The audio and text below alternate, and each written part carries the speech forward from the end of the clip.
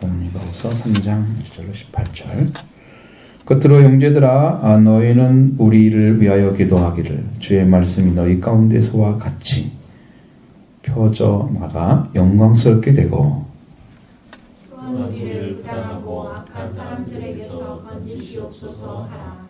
믿음은 모든 사람의 것이 아니니라. 주는 미쁘사 너희를 굳건하게 하시고 악한 자에게서 지키시리라.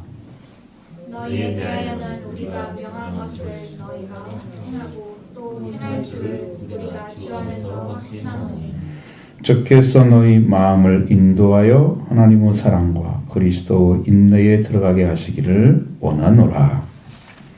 형제들아, 우리 주 예수 그리스도의 이름으로 너희를 명하노니 게으르게 행하고 우리에게서 받은 전통대로 행하지 아니하는 모든 형제에게서 떠나라.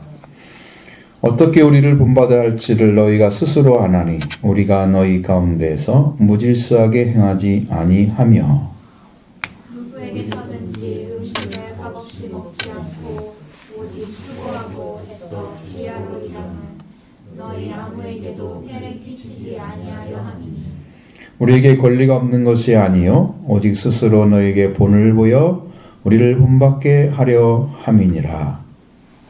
우리가 너희와 함께 있을 때에도 너희에게 명하기를 누구든지 일하기 싫어하거든 먹지도 말게 하라 하였더니 우리가 들은즉 너희 가운데 게으르게 행하여 도무지 일하지 아니하고 일을 만들기만 하는 자들이 있다 하니 이런 자들에게 우리가 명하고 주 예수 그리스도 안에서 권하기를 주님이 일하여 자기 양식을 먹으라 하노라. 형제들아 너희는 선을 행하다가 낙심하지 말라. 누가 이 편지에 한 우리 말을 순종하지 아니하거든 그 사람을 지목하여 사귀지 말고 그로 하여금 부끄럽게 하라. 그러나 원수같이 생각하지 말고 형제같이 권면하라. 평강의 주께서 신이 때마다 일마다 너희에게 평강을 주시고 주께서 너희 모든 사람과 함께 하시기를 원하노라. 나 바울은 친필로 문안하노니 이는 편지마다 표시로서 이렇게 쓰노라. 우리 주 예수 그리스도의 은혜가 너희 우리에게 있을지어다. 아멘. 그렇지. 바울도 이제 복음이 전해지는 것에 대해서 소망이 커졌죠. 왜냐하면 데살로니가 교회에 가서 복음을 전했는데 성공을 했거든요. 엄청난 부흥을 받습니다. 그들은 말세 성도가 살아야 할 길을 찾고 있는 것처럼 아주 충실한 믿음을 가지고 큰 확신 속에 살고 있는 거죠. 그 재림의 주를 바라보고 있고 이런 것들 다 어떻게 보면 준비가 다 된 상태죠. 그러니까 이 일이 막히지 않기를 소망하게 되는 거예요. 어느 한 군데 가서 성공을 하게 되면 그 성공 모델이 또 이루어지기를 바라잖아요. 지금 복음을 전했는데 성공을 했어요. 말씀이 많은 사람들을 살려내는 능력으로 성령의 권능으로 임했단 말이죠. 이것을 위해서 기도해달라고. 너희 가운데처럼 말씀이 퍼져나가고 영광스럽게 되기를 기도하라. 마땅한 말이에요. 왜? 데살로니가에서 이루어진 것처럼 이루어지기를 소망하잖아요. 은혜 받은 사람이 또 은혜를 받고 다른 사람 나와 같이 은혜 받은 자 되기를 원하잖아요. 그렇죠? 그렇죠? 그러니까 똑같은 거죠. 소망이 있는 거죠. 그런 마음이 있는 게 너무 당연한 거예요. 그래서 기도하려는 거죠. 그렇게 해야 될 거예요. 그렇게 돼야 또 교회도 세워지고 우리도 말씀이 역사할 때와 같이 하나님께서 이 교회를 다시 살리시기를 원합니다. 어려운 과정일지도 몰라요. 다시 한번 이렇게 세운다고 하는 것은. 그러나 하나님께서 우리를 세워주고자 하신다면 우리가 정말 마음을 쏟고 정성을 쏟고 온 힘을 다해서 간절히 기도하고 찾으면 주님이 우리를 일으켜 세우실 거다. 그러니까 해산의 수가 필요하겠죠? 그렇습니다. 해산의 수가 필요하지만 세우실 거다. 확신입니다. 찾아가야 됩니다. 그리고 우리가 해야 될 일들은 잘 받아들이는 밭이 되는 거죠. 잘 받아들이는 밭이 되는. 자, 말씀이 이렇게 영광스럽게 정말 퍼져나가면서 이렇게 전파되면서 영광스럽게 말씀의 위치가 쫙 올라간 거예요. 열매가 맺어지니까 그렇게 되는 거죠. 나도 그렇게 되는 것은 너무 소망스럽고, 말씀이 임재해서 성령이 막 일하시는 거 보면 너무 소망스럽고, 사실 우리 교육이 여기 와서 이루어진 거니까 뭐 그게 멀리 옛날 일이 아니에요. 2002년, 2013년, 2012년에 됐으니까 멀리 뭐 오래전에 뭐 몇십 년 전에 이게 아니야. 얼마 안 된 거야. 불과 또 역사가 일어날 것이다. 소망을 가지고 바울의 기도처럼 우리도 기도가 돼야 된다. 이런 기도, 말씀 영광스럽게도 퍼져나가는 여러분을 위해서 이런 것처럼 또 우리를 부당하고 악한 사람들에게서 건져달라고 기도하라고 그랬습니다. 왜냐하면 얼마나 말씀이 온전하게 전해지기 위해서 전 힘을 다하는데 그것을 가지고 정말 부당하다는 것은 뭐 합당한 일이 아니잖아요. 뭔가 지금 자기는 너무 원래 자기가 서야 할 자리에 서지 않는 자체가 지금 부당한 거거든요. 자기가 해야 될 일이 아닌 것을 하는 것이 그렇게 어울리지 않는 것들인데, 복음을 전포하고 이렇게 하는 것에 대해서 전혀 해당하지 않는 사람들이 이 문제를 일으키고 있는 거죠. 그러니까 거기에 대해서 악한 사람들에게 우리를 건져달라고. 네. 여러분, 예수님도 말씀하시잖아요. 너희를 시험에 들지 말게 하시고 악에서 구하옵소서. 그렇잖아요. 여기도 악에서 악한 자를 구해달라는 거죠. 마땅한 거예요. 근데 사람들은 대체로 그래요. 여러분, 우리들이 가지고 있는 심성 중이나 심령, 마음의 중에서 약한 부분을 사탄이 노리는 거예요. 자, 예를 들어 사랑이 많은 분이 있다 그러면 그 사랑을 파고들어서 사랑을 무너뜨리려고. 그러니까 주지 않아도 되는 걸 막 주라고 막 해가지고 고통스럽게 하든가, 이게 안 해야 될 것들을 하게 만들든가 막 이렇게 만드는 거예요. 부당하게 만들어져. 그러면 그때 고통스러워. 약점이야, 그게. 사랑이 많은 것이 얼마나 큰 은혜예요. 그죠? 축복이죠? 근데 그것이 약점이 되는 거예요.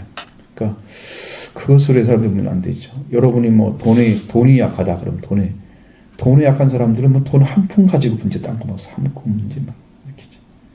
응? 그러니까 분명히 약점이 있어요. 약점. 그럼 사탄은 그것을 노려요. 그래서 시험에 드는 거예요. 그 부분을 파고 들어가니까 나는 어느 점 약한지 좀 찾아보세요. 나는 어느 부분에, 하나님께 대해서 어느 부분에 약함을 가지고 있는지 찾아보세요. 그럼 정확히 자기를 알 수 있어요. 그럼 내가 무엇을 위해서 기도해야 될 것인가 딱 나오죠. 그러면 그걸 항상 염려하면서 기도하고 그러면 하나님이 항상 붙여주세요. 사랑을 붙여주던가 사탄이 들지 못하도록 지켜주시던가 역사를 해요. 그래서 시험에 들지 말게 하려고 기도하라고 있는 것이고, 그다음에 악에서 구하달라고 한 것이고, 그 기도가 여러분한테 이루어지기를 소망하셔야 됩니다. 여기도 그 바울의 그것을 찾아내는 거예요, 지금. 그래서 믿음은 모든 사람의 것이 아니다고 말씀하고 있습니다. 정말로 참으로 믿음은 모든 사람의, 그렇게만 써 있는데 원어에 보면 그렇게만 써 있는데 것이 아니라는 우리가 지켜우기가 만들어 붙인 거야. 참으로란 말이 써 있어요, 원래. 참으로. 근데 여기는 그냥 그것이 싹 빠지고 믿음은 모든 사람의 것이 아니라. 여러분, 믿음이라는 것은 모든 사람들이 가질 수 있는 게 아니에요. 정말 그렇습니다. 믿음은 여러분 믿어가는 믿음도 있고 믿어지는 믿음도 있고, 또 믿어가는 믿음은 신념의 믿음이죠. 그러나 믿어지는 믿음은 계시의 믿음입니다. 그러니까 은혜가 아니면 믿음이 세워지지가 않아요. 내가 믿어가는 믿음은 신념이 흔들리면 그냥 넘어집니다. 그런 것은 아무런 능력이 없어요. 근데 믿어지는 믿음은 사탄이 건들지 못합니다. 계시의 믿음이기 때문에 하나님이 열어준 거라 딱 들어와 있는 것이기 때문에 그것은 손을 댈 수가 없어요. 나와 하나님 관계를 누가 손을 댈 수 있어요? 이 땅에서. 없죠? 마귀도 손 못 대는데 누가 사람이 뭐 손 되겠어요? 못 됩니다. 부당하게 손댈 수 있겠지만 그것은 하나님이 치시죠. 가만두지 않으시죠. 안 되죠. 그러니까 될 수가 없습니다.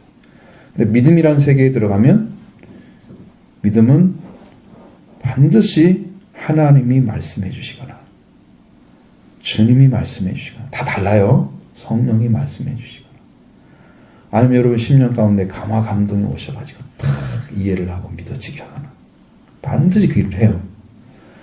그래서 하나님께로 온 믿음만이 진짜 믿음이에요. 성령을 통해서 알지 못하면 그 지식은 가짜다. 그것으로 구원을 이룰 수가 없습니다. 구원이 안 이루어집니다. 그러나 성령을 통해서 온 믿음을 가지면 구원을 받습니다. 거기까지 들어가려면 모든 사람의 것이 되겠어요? 안 되겠어요? 안 되죠. 그거 찾아야 돼요. 우리가 찾아내야 돼요. 주님께 받아야 돼요. 만나셔야 돼요. 주님은 여러분한테 목마르고 있잖아요. 여러분의 영혼이 돌아오는 것에 대해서.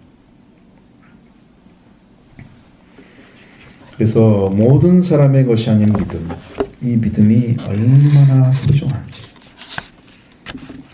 자, 우리가 그 한 믿음을 통해서 이 하나의 씨앗이 떨어지니까 그것으로 열매가 맺어가는 작업들이 쭉 이루어지니까 큰 축복을 받았잖아요. 그게 씨앗은 작은데 그 하나가 시작된 것이 점점 커져갖고 어마어마한 일이 벌어지잖아요.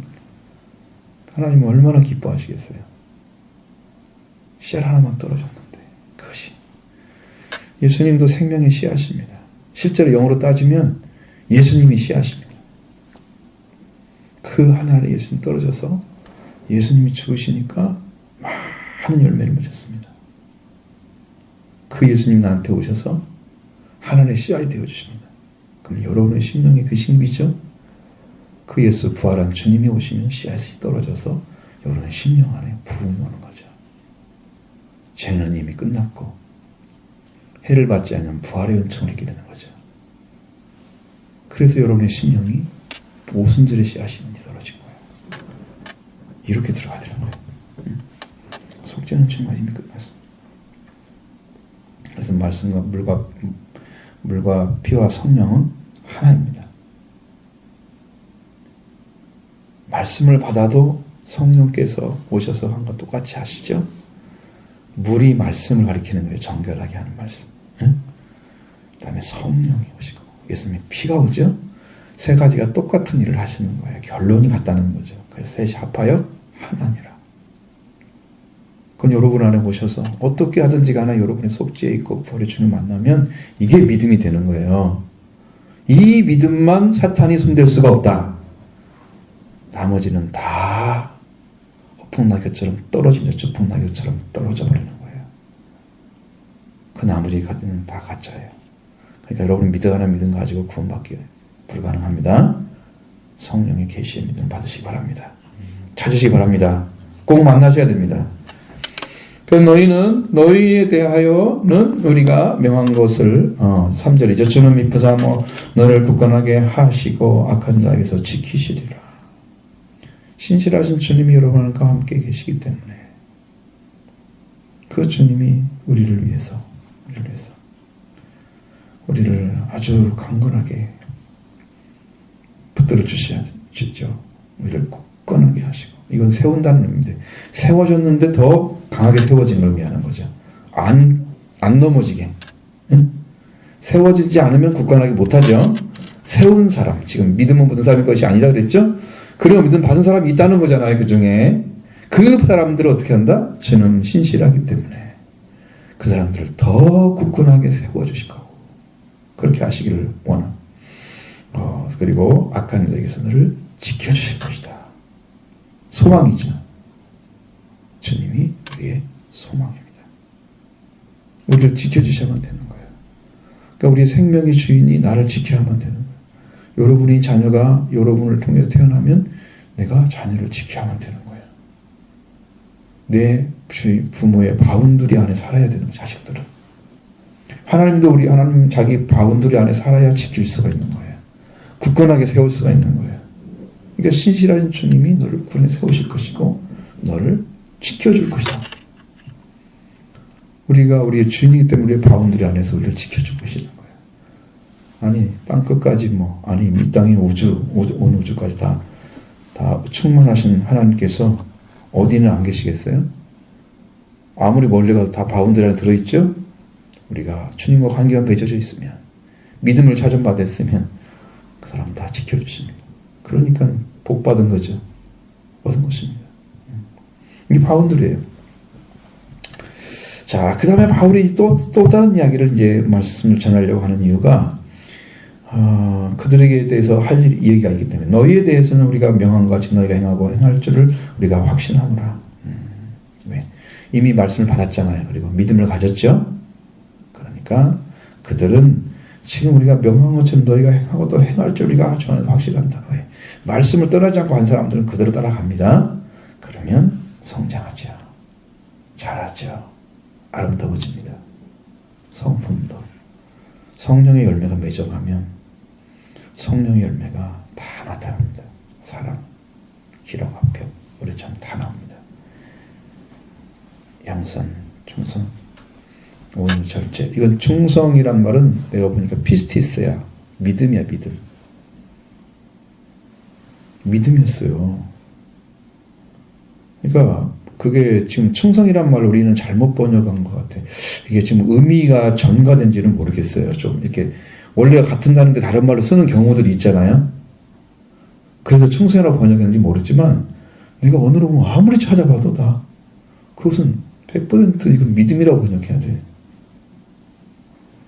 어쨌든 간에 우리한테 그런 믿음의 열매, 온유의 열매, 절제 열매 다 있습니다. 이 성령으로 오셔서 열매가 맺어지면 거기까지 이제 가시면 여러분이 정말 어떻게 보면 사람들이 딱 여러분을 바라볼 때 저 사람은 충만하구나 그냥 느껴질 정도로 성품이 보이는 거죠.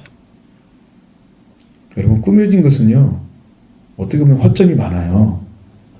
근데 실제 존재하고 있는 그 성품은요 허점이 없어요. 어제 한 것 그대로 하면서도 그 사랑이 더 자라서 이렇게 하는 거지. 더 아름다워지지. 근데 사람이 스스로 생각해서 더 잘해줘야지 이렇게 하다가 조금만 삐뚤어지면 잘 안 해주잖아요. 금방 바뀌죠. 사람이 12번 더 바뀌잖아요, 이게. 그러니까 이 사람의 성품으로 가지고는 안 되는 거야. 안 돼. 같은 성품이 나오지가 않아. 하나님의 마음 어떻게 계속 가지고 있어? 예수님은 어떻게 닮아 있어? 예수님 마음을 품으라? 어떻게 품어 있어, 그게? 가능해요? 우리한테 명령한 거잖아요. 품으라고. 근데 그게 가능하지가 않아. 인간의 힘으로는 가능하지가 않아. 그러니까 스스로 할 수 있는 게 없어. 그래서 성령의 역사와 성령의 열매가 와야 된다는 거죠. 믿음도 계시의 믿음이잖아요. 성령을 통해 말씀을 통해 주시는 거죠. 계시의 믿음이고 열매도 성령 열매. 일이 벌어져야 돼. 그렇게 해야 바울이 이루었던 말씀을 따라갈 수가 있게 되는 거예요. 행할 수가 있게 되는 거예요. 바울이 명령한 말씀들. 그게 지금 차츰차츰 이루어지는 거예요. 이루어지게 되어 있어요. 지금 너희 마음을 인도하여 하나님의 사랑과 그리스도의 인내에 들어가게 하시기를 원한다. 그랬습니다. 자, 여러분의 마음이 인도받고 있다면 얼마나 큰 축복입니까? 그렇죠? 받기를 원합니다. 주님께 인도받기를 원합니다. 마음이 인도받으면 하나님의 사랑과 그리스도의 인내에 들어가는 거예요. 실제로 하나님의 사랑 안에 들어가야 오늘 내가 여기 갔다 오면서 이상하게 하나님께서 무슨 얘기를 자꾸 하시는 그게 안에 있다는 뜻에 대해서 왜 내가 안에 있다 그러지? 하나님 안에 있다고. 안에 있으면은 여러분 안에 있으면 밖에를 나갈 수가 없잖아요. 그렇죠? 내가 요 안에 있는데 저 밖에 나갈 수 있어요? 없어요? 못 나가죠. 근데 안에 있으면서 밖에를 나가 있는 상태예요. 나는. 안에 있는데 밖에로 나가 있는 상태. 그게 영적인 거야. 그게 영적인 거야. 너희는 내 안에, 나는 너희 안에. 이게 가능해요? 하나가 들어가면 하나가 없어져야지, 안 보여야 되잖아. 이게 가능해요? 너희가 내 안에, 내가 너희 안에. 이게 둘 다 안에 들어갈 수 있어요? 아니면 둘 다 밖에 나오세요? 이해가 안 되죠? 이게 가능하다는 것을 영적으로 하는 게 알려졌거든요. 이것은. 그래서 하나님의 사랑이 오면 우리가 그 사랑 안에 거하면서 하나님의 사랑이 우리를 덮고 계시잖아요. 우리를 붙잡고 계시거든요. 그러면 우리가 하나님의 사랑 안에 들어가 있죠. 근데 하나님의 사랑이 또 나를 통해서 나타나고 있어요. 동시에. 이게 안에 있기도 하고 밖에 있기도 하고. 그죠? 내가 하나님 사랑 안에 들어가 있어. 그 사랑 의지에서 나는 살고 있는 거야. 근데 나를 통해서 하나님 사랑이 또 나타나 밖으로. 그죠? 그렇게 이루어지는 거예요. 그 그리스도께서도 여러분 얼마나 참으신가 잘 보세요.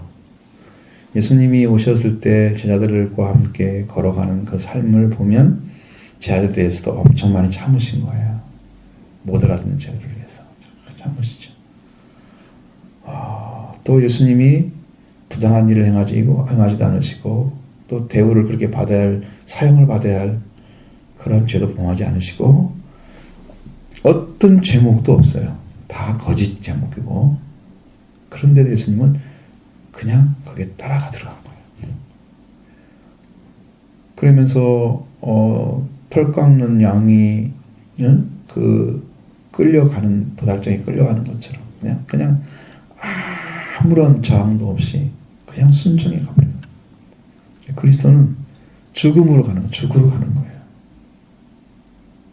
그리스도의 인내는 결국은 예수 그리스도가 죽음으로 우리가 살았습니다. 예수님이 죽음으로. 그러니까 그 인내는 죽음을 통해서 부활을 이뤄내는 인내예요. 그냥 만들어진 게 아니에요. 그 인내에 들어간다는 거예요. 그러니까 주님이 이루신 그 구원의 역사와 인내의 그 부분은 정말 우리가 고난주간을 통해서 봐야 되는 큰 은혜가 거기 안에 다 숨어 있어요. 그리스도의 인내 안에. 얼마나 큰 은혜가 숨어 있어요.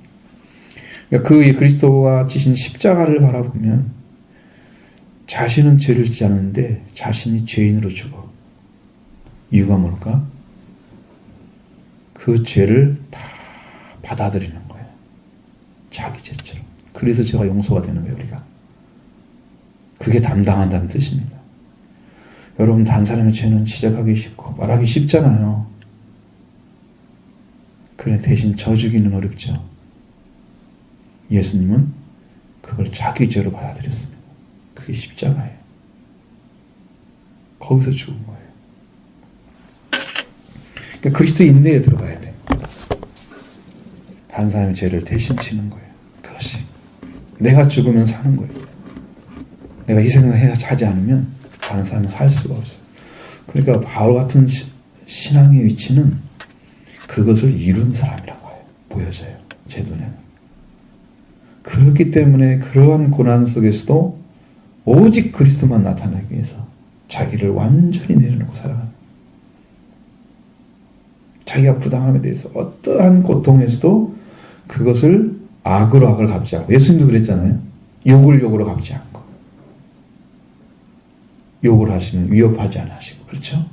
그냥 죄만 다 짊어지시고.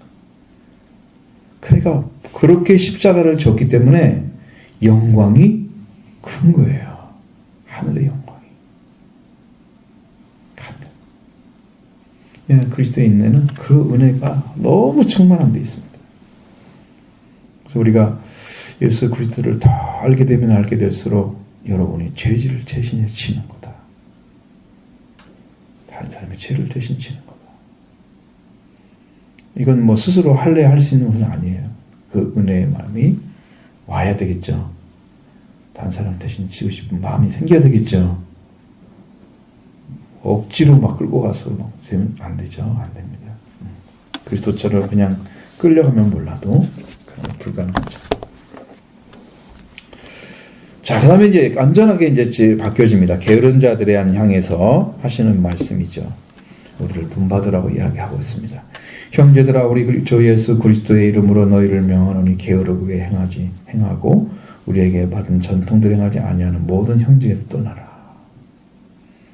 바울이 전수해 줬던 말씀이나 것들은 삶의 모델들, 이런 것들을 지키지 않는 사람들,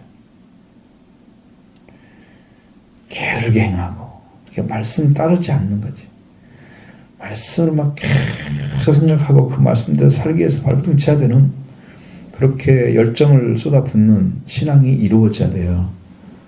그렇게 살지 않는 것이 게으른 거예요. 자, 일을 하지 않는 것도 게으른 거예요. 일하지 않는 것도. 분명히 우리에게서 받은 전통이라고 그랬잖아요. 이 전통이 바울을 통해서 전수해 준 것을 말합니다. 바울이 삶의 모델을 준 걸 말하는 거예요. 바울이 주신 말씀을 얘기하는 거예요. 다 포함되어 있어요. 하나만 얘기하는 게 아니야. 성경 말씀, 바울이 전한 말씀만 얘기하는 게 아니야. 그가 삶의 모델이 되는 거죠. 그러니까 이런 것을 따르지 않는 사람. 믿음은 좋다고 하는데 실제 삶은 안 살아. 그 야고보서에는 뭐라고 그래요? 네가 믿음이, 나는 행함이 있으니 나는 행함으로 내 믿음을 보이겠다. 네 믿음을 나한테 보여라 그러죠? 행함이 안 나타나면 네가 믿음이 있는지 없는지 누가 알아? 저 사람 몰라도 돼. 그럴 수 있지만 그건 감추는 거지. 없는 것을 보는 거죠. 있으면 안 나타날 수가 없는 거예요.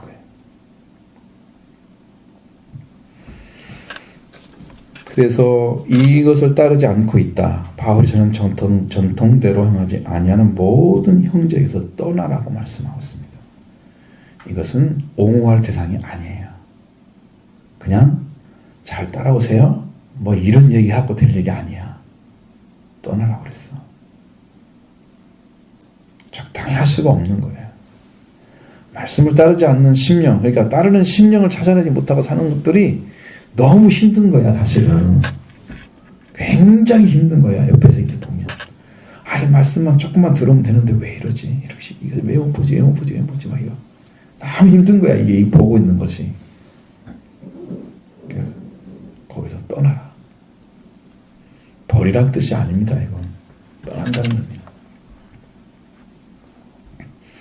자, 어떻게 우리를 본받아야 할지에 대해서 너희가 안다. 자, 그것은 뭐예요? 바울이 우리는 너희 가운데서 무질서하게 행하지 아니했다 그랬어요. 근데 이 사람들이 게으르고 행하게 있는 사람들은 이 질서가 없게 살아간다고 말해요.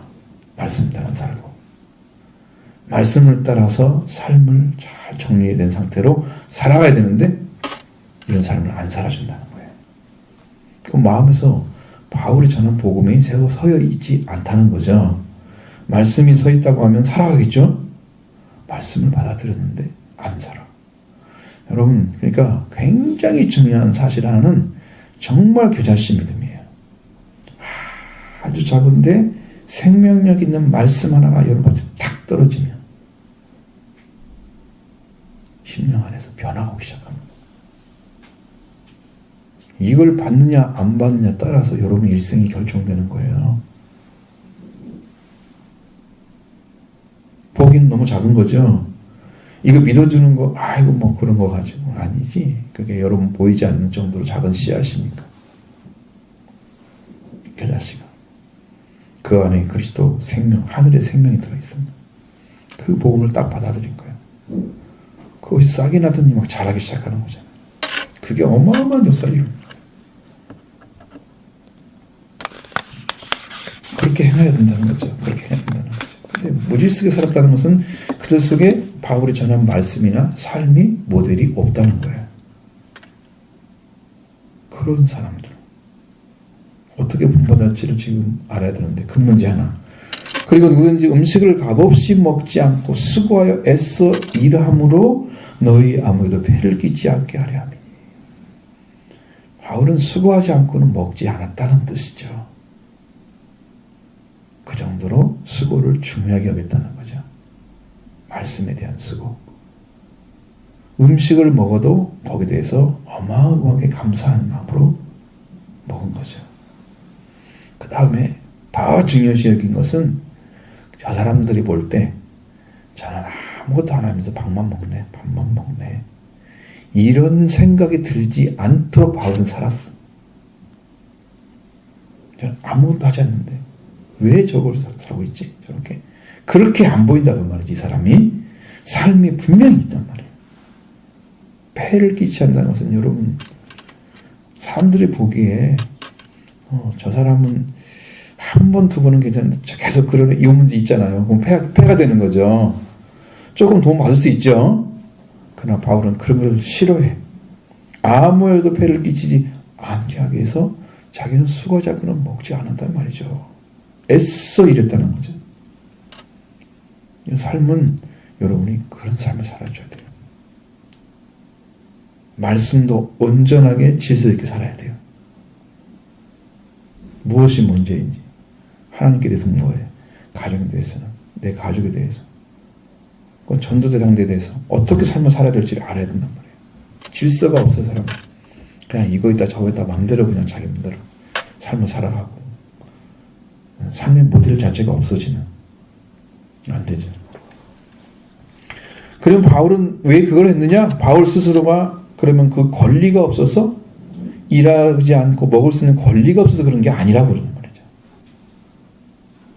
왜? 바울은 사도의 권능을 받았어요. 기름 부음이 다른 거예요. 하나님이 세운 자란 말이에요. 선택해서. 그러니까 하나님이 세운 자니까 하나님이 하신 말씀만 전하고 나머지는 보호받을 수 있겠죠. 그런데 그렇게 살지 않았다는 거죠. 한 단계를 더 했어. 권리가 없는 게 아니라 우리가 스스로 본을 부여서 우리를 본받게 하려고 나는 살았다. 그 문제죠. 그 모델입니다.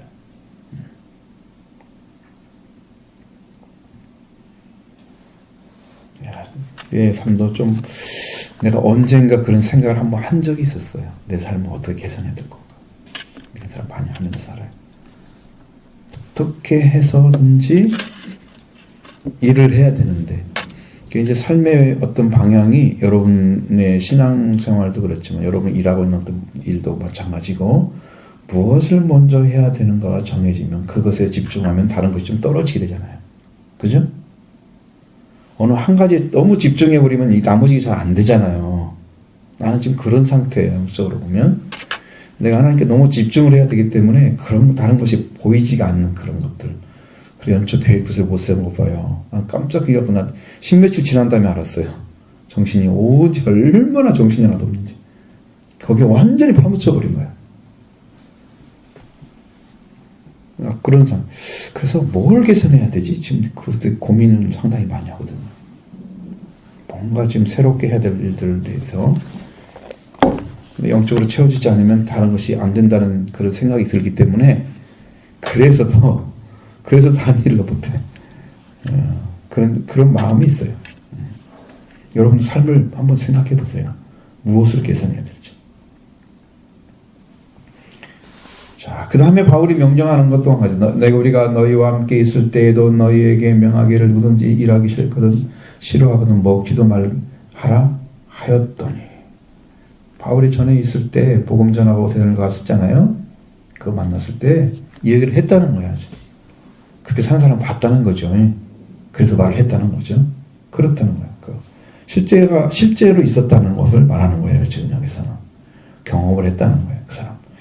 이게 말 잘 들어보니까 저 같은 사람 볼 때 여러분들 눈에 딱 띌 수 있잖아요. 어떤 사람이 같이 이렇게 일하는데 어떤 사람 일하는 방식이 너무 그냥 허둥지둥 이렇게 지나가는 것처럼 하고 막 그런 것이 보이잖아. 그러면 저 사람을 조금 주의해서 보면 저 사람 저런 사람이네. 그래서 이제 조금 아는 사람한테 물어보면 이렇게 산다고 알려줄 수 있잖아요. 그러면 그 사람들이 정확히 알겠죠? 그러니까 바울이 얘기할 수 있는 거죠. 합니다. 그렇게 살면 안 돼. 명령을 했단 말이죠. 일하기 싫으면 먹지도 마.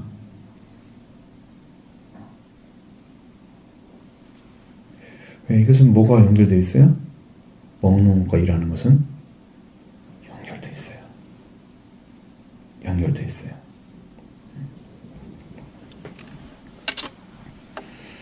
우리가 들은 즉 너희가 게으르게 행하고 도무지 일도 하지 아니하고 일만 만드는 자들이 있다. 그렇게 명령하고 왔는데 지금은 또 들어보니까 어떤 통로를 통해 들었겠죠. 성경에 보면 어디가 나와 있을 텐데 이게 그래서 그런 걸 보니까 일만 만들고 일하지 않고 게으르고 일하지 않고 일만 만드는 자들이 있다. 참 여러분 고민스럽죠. 일하지 않고 게으르고 일만 만들어 더 크게 문제되게 가정에 어떤 도움이 안 되게 그러면 교회 덕이 안 되게 그렇죠? 사람들 보기에 저 사람도 있으면 믿는데 그러면 욕먹지. 이것도 안 되고 저것도 안 되고 자기 삶도 안 되고 이렇게 교회 사회상 자기 셋 다 안 되는 거잖아 지금. 그죠? 자, 이런 자들을 우리가 명하고 그리스도 안에서 권하기를 명령하기도 하고 권하기도 하는 거죠. 조용히 일하여서 자기 양식을 먹으라 하노라. 여러분 명령도 하고 권하기도 해요. 한 가지만 있으면 좋겠죠? 두 가지라는 이유가 뭘까요? 넘어지지 않게 하기 위해서. 배려하는 거예요. 명령만 하면 저 사람에게 나한테 명령을 해 라고 생각할 수 있겠죠? 잘 생각해 보세요. 여러분 그 사람들이 바울이 전한 복음을 듣지도 않았는데 그 명령을 들었다고 해봐요. 예를 들어서 좋아하겠어요? 바울이 전한 복음을 안 들은 사람이 그 명령을 따르겠냐고. 그러니까 뭐가 필요해요? 권한단 말이 필요한 거야. 그러니까 바울이 얼마나 잘 보신지 알겠죠? 전혀 빗나가지 않게. 그래서 열심히 조용히 일하고 자기 양식을 먹으라 이렇게 했다는 거죠. 이게 중요한 방법입니다. 일하기 싫으면 먹지 마. 일해야 되는 것들은 바울이 살아왔던 삶의 모델이에요. 그런 것을 해야 되는데 형제들아 너희는 선을 행하다가 낙심하지 말라. 낙심할 이유가 뭐가 있어요? 선을 행하다가 선을 행했는데 결과가 없어. 낙심하겠죠? 난 열심히 살고 말씀 열심히 복음을 전하고 일을 전했는데 열매가 안 맺었어. 낙심하겠죠? 열심히 가르쳤는데 한 사람도 안 따라와. 낙심하겠죠? 문제 생기잖아요. 그게 와요. 심령 안에서. 그냥 그건 내 것은 아니니까. 또 주님이 하신 일이라 생각하면 또 아무 문제가 없어요. 그건. 두 번째 문제예요. 그것은요. 이게 내 문제가 아니야. 그게. 주님이 보시는데 내가 그거 가지고 내가 낙심할 이유가 없지. 근데 선을 행하는 사람들은 분명히 그 자기가 이렇게 선하게 살았는데 많은 걸 나눠주면서 베풀고 살았는데 사람들이 그걸 보면서 그걸 제대로 이해하지 못하고 그에 대해서 온당한 삶을 살아주지 않으면 그걸 보면서 마음이 상하겠죠. 분명히 그래요. 보통 사람은 다 그럴 수 있어요. 그러나 낙심하지 말라. 마음까지 버리지 말라는 거예요. 그런 마음까지. 그러면 큰일이니까. 자, 이 말씀도 이제 또 똑같은 이야기를 하고 있습니다. 14절에 반복되는 얘기. 이 편지를 한 우리 말을 순종하지 아니하거든 그 사람은 사귀지 말라는 거야. 지목하여 사귀지 마. 누구 사귀지 마. 앞에서 뭐라고 그랬어요? 형제에게서 떠나라. 그랬죠? 이제는 더 정확하게 이 편지로 한 말씀을 순종하지 않으면 그 사람을 지목해서 사귀지도 말고, 사귀지 않으면 여러분 어떻게 돼요? 따돌림 당하는 거죠. 왔는데 사람들이 아는 채도 않고 가까이 하지도 않고 그러면 얼마나 이게 서먹서먹하겠어. 처음에 좀 이상하겠죠. 저는 안 그랬는데 왜 그러지 갑자기? 이런 느낌 받으면 따돌림 맞는 거죠. 순식간에 사귀는 말이라고 부끄럽게 만들어요. 근데 이것이 목적이 잘 이루어지기가 힘들다는 거예요. 그걸 했다고 해서 그 사람이 이거 너무 부끄럽다, 어떻게 해야 되지, 이렇게 했다면 참 좋겠지만 우리 한국적인 상황에서는 그렇게 하면 나 기분 나쁘다, 못 다니겠네 이러고 할걸. 뭐 여기 하면 교회 없어? 이러고 할걸. 불가능하다는 얘기죠. 한국 사람들은 이걸 신앙 안에서 부끄럽게 여기고 내가 고쳐야 되는데 이렇게 마음을 못 가져간다는 거죠. 이게 문제죠. 자, 그러나 원수같이 생각하지 말고 형제같이 권면하라. 사귐에서 조금 거리가 떨어지면 이 사람들한테 사람들이 바라보는 시각이 좀 다르겠죠. 그러면 그 사람 느낌이 있을 거예요. 왜 저런 그러지?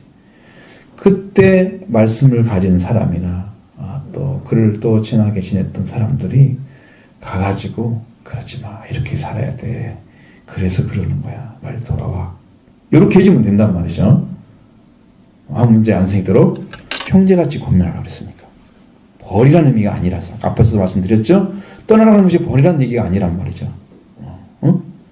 이방인처럼 버려가지고 아무렇게나 해 놔도 그런 말이 아니란 말이에요. 그렇게 해서 해줘야 돼요. 평강의 주께서 진 일마다 때마다 일마다 너에게 평강을 주시고 주께서 너희 모든 사람과 함께 하기를 원하노라. 주님은 우리에게 시대 들어오셔서 함께 하십니다.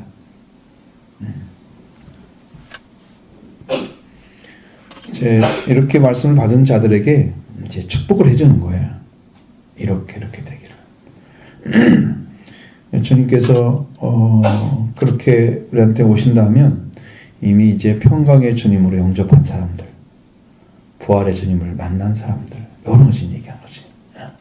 평강의 주님, 평화의 주님. 자, 여러분도 심령 안에서 이 주님과 함께 걷기를 원합니다. 왜? 주님이 여러분이 마음만 조금 열어도 주님이 오셔요. 믿음이 진짜 어려운 게 아니에요. 너무나 쉬운데 그걸 못하는 거예요. 왜 그걸 못하는지 그건 내가 잘 들어보지 못해서 모르겠지만 마음에 받아들이는 게 너무 서툰 거야. 지금도 말씀을 받아들이는 게 너무 서툰 거야.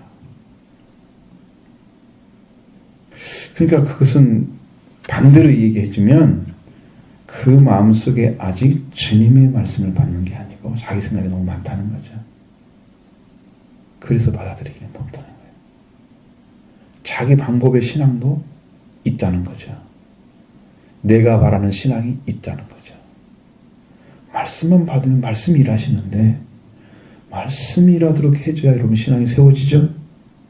근데 내 방법이 있다면 이건 빨리 내놓으셔야 돼요. 그래서 못 가는 거예요. 받아들이는 게 서툴러서 좀 안 되는 거예요. 그 문제. 일마다 때마다 함께 평강을 주시고 그다음에 주께서 모든 사람과 함께 하시기를. 믿고 있는 사람들과 함께 계셔야 맞잖아요. 그들과 함께 하길 원하고. 자, 바울은 때때로 마지막 이 인사할 때만 자기가 큰 편지를 쓰는 거예요. 자기가 쓴 글자로. 바울이 쓴 그 글이 그 중간에 섞여 있는 거야. 지금 이게 분명히 대피란 거야, 이건. 자기가 쓴 게 아니야. 그렇죠? 친필로 문안한단 말 쓰잖아요. 그 전까지 해서 그것은 바울이 불러준 거 누가 썼을 거란 얘기죠. 썼을 거란 얘기예요. 되게 다 그렇게 썼어요. 그 대신에 그건 바울의 얘기니까 바울이 보낸 것으로 합니다. 응? 그래서 바울 서신이라 그러는 거야. 그래서 의미가 어쩔 수 없어요. 근데 내용은 다 바울이 말한 거니까 글자만 다른 사람이 써줬어. 그 사람이 쓴 거 아니잖아. 그렇죠? 기록만 한 거지. 편지마다 표시로서 이렇게 쓰노라. 바울이 쓰는 글자가 있었다는 거야. 글씨가. 분명히. 아마 바울의 이름을 썼던 거 바울이 뭐라고 썼을 거예요. 근데 그런 얘기는 여기 안 나와 있죠. 그리고 마지막 인사합니다. 그래서 우리 교회도 하나님 은혜가 임하면 교회 안에서도 주님의 부흥이 또 오게 될 것입니다. 새로운 시작을 하나님이 하시라고 하면 100% 종으로서는 해야 됩니다. 대신에 여러분들의 심령도 각오를 하셔야 됩니다. 말씀에 따라오는 각오를. 적당히 하지 마시고 내가 한번 제대로 한번 해보겠다. 바울이 한 것처럼 내가 너를 위하여 해산의 수고를 다시 한다. 해산만 하려면 애기가 배야지 해산을 하지. 그렇잖아요? 그럼 뭐가 필요해? 말씀이 필요하잖아. 말씀이 심겨져서 다시 예수를 닮은 생명이 태어나야 하잖아. 그죠? 그러니까 일을 다시 시작해야 한다. 이 말이에요. 처음부터 시작하는 거예요. 여러분이 마음을 달리 가지고 내가 이번에는 제대로 한번 붙어봐야 되겠다. 제대로 한번 말씀에 내가 서봐야 되겠다. 이런 각오를 가지고 이렇게 도전하시기 바랍니다.